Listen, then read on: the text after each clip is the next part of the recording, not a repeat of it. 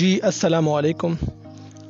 آج اس ویڈیو میں ہم اردو کے ایک عظیم شاعر میر تقی میر کی شعر کی خصوصیات کو پڑھیں گے، تو توجہ کے ساتھ سن لیجئے، اور اگر کوئی اپنے پاس لکھنا چاہتا ہے اسائنمنٹ کے طور پر تو وہ بھی لکھ سکتے ہیں، کیونکہ آخر میں حوالہ جات بھی میں نے دے دیے ہیں ہر پیج کے اختتام پر۔ تو شروع کرتے ہیں۔ ایک فارسی شاعر نے اپنے قطعے میں یہ مضمون ادا کیا کہ شاعری میں 3 پیغمبر گزرے ہیں، فردوسی، انوری اور سعدی۔ سننے والے نے پوچھا اور حافظ شیرازی؟ تو شاعر نے جواب دیا کہ وہ تو خدائے سبحان تھا۔ یہ واقعہ نقل کرنے کے بعد میر کے ایک پرستار رقم تراز ہیں کہ جو رتبہ فارسی میں حافظ شیرازی کا ہے، بالکل وہی اردو شعر میں میر تقی میر کا ہے۔ میر بلا شبہ شاعری کے خدائے سبحان ہے۔ اردو کے بڑے بڑے شعراء نے میر کی شاعرانہ عظمت کا اعتراف کیا ہے۔ غالب جیسے حدار آدمی بھی آپ کی شاعری کی تعریف کے کیے بغیر نہ رہ سکے۔ کہتے ہیں کہ ریحتے کہ تمہیں استاد نہیں ہو غالب، کہتے ہیں اگلے زمانے میں کوئی میر بھی تھا۔ تو یہاں پر جو ایک لکھا ہے تو یہ حوالے کے طور پر ہے، نیچے حوالہ میں نے دیا ہے۔ ایک اور جگہ پر لکھتے ہیں کہ غالب اپنا یہ عقیدہ ہے بقول ناسخ، آپ بے بہرہ ہیں جو معتقد میر نہیں۔ اب ذیل میں میر کے فن و فکر پر تفصیل سے روشنی ڈالتے ہیں۔ سب سے پہلے میر کی زبان۔ انگریزی ادب کے شاعر ورڈز ورتھ شاعری کے لیے بول چال کی عام زبان کو پسند کرتا ہے۔ میر نے اپنی شاعری میں یہی زبان استعمال کیا۔ بقول پروفیسر نور الحسن نقوی، میر شعر نہیں کہتے، باتیں کرتے ہیں۔ میر کے کلیات میں ان گنت ایسے اشعار موجود ہیں جن پر بات چیت کا گمان ہوتا ہے۔ میر کو بھی اپنی اس خصوصیت پر ناز تھا۔ کہتے ہیں باتیں ہماری یاد رہیں، پھر باتیں ایسی نہ سنیے گا۔ یعنی یہ ایک مصرع ہے، اپنے سادگی کے حوالے سے انہوں نے لکھا ہے۔ سادگی اور سلاست کی ایک مثال یہاں پر ملاحظہ ہو کہ کہتا ہے دل کے آنکھ نے مجھ کو کیا خراب، کہتی ہے آنکھ یہ کہ مجھے دل نے کھو دیا۔ تو کتنی سادگی ہے اس شعر میں۔ اگلا ہے حزن و یاس۔ حزن و یاس مطلب غم۔ میر کی شاعری میں حزن و یاس کی کیفیت بہت زیادہ ہے۔ میر نے بڑی کٹھن زندگی گزاری ہے۔ انہیں عشق میں ناکامی ہوئی، اس نے دہلی کو اجڑتے ہوئے دیکھا اور ہجرت کے صدمے کو برداشت کیا۔ اس کے علاوہ اپنے بھائی کی ناانصافیوں نے بھی انہیں بہت تکلیف پہنچائی۔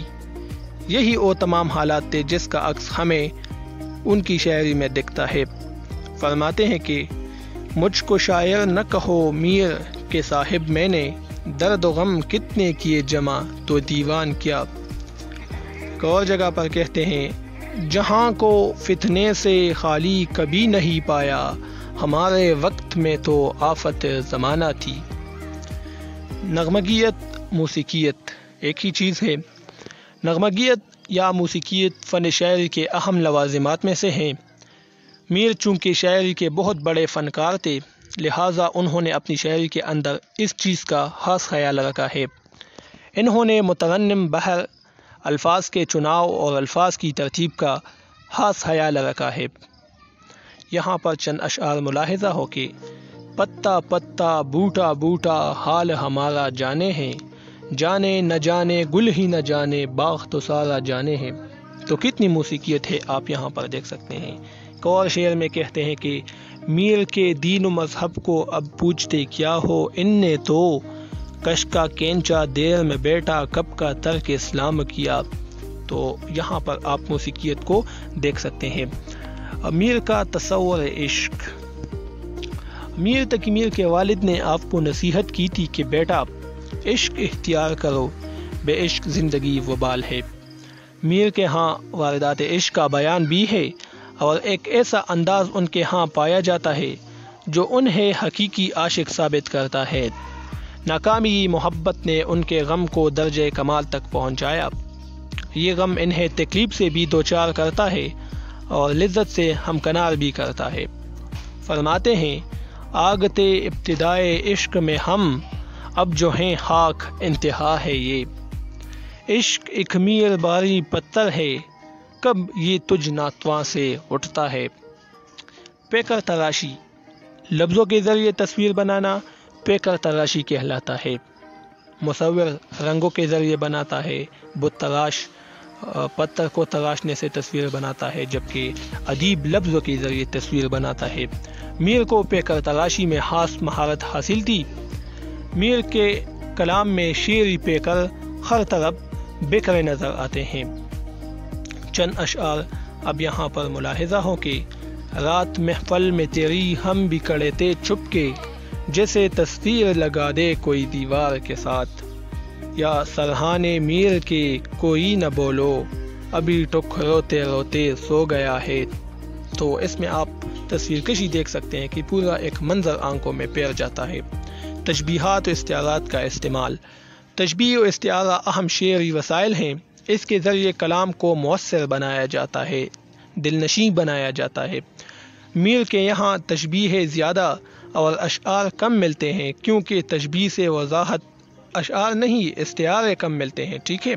میر کے یہاں تشبیہ زیادہ اور استعارے کم ملتے ہیں، کیونکہ تشبیہ سے وضاحت پیدا ہوتی ہے اور استعارے میں ایک طرح کا ابہام پایا جاتا ہے۔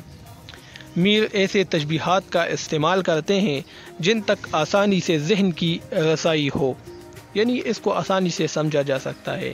آپ یہاں پر دیکھیں چند مثالیں، شام ہی سے کچھ بجھا سا رہتا ہے، دل ہوا چراغ مفلس کا، یعنی دل کو چراغ مفلس سے تشبیہ دی ہے۔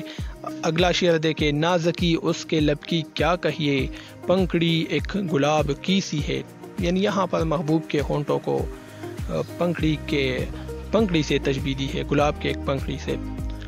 تو غزل گوئی کے علاوہ بھی میر نے دوسرے اصناف سخن میں طبع آزمائی کی۔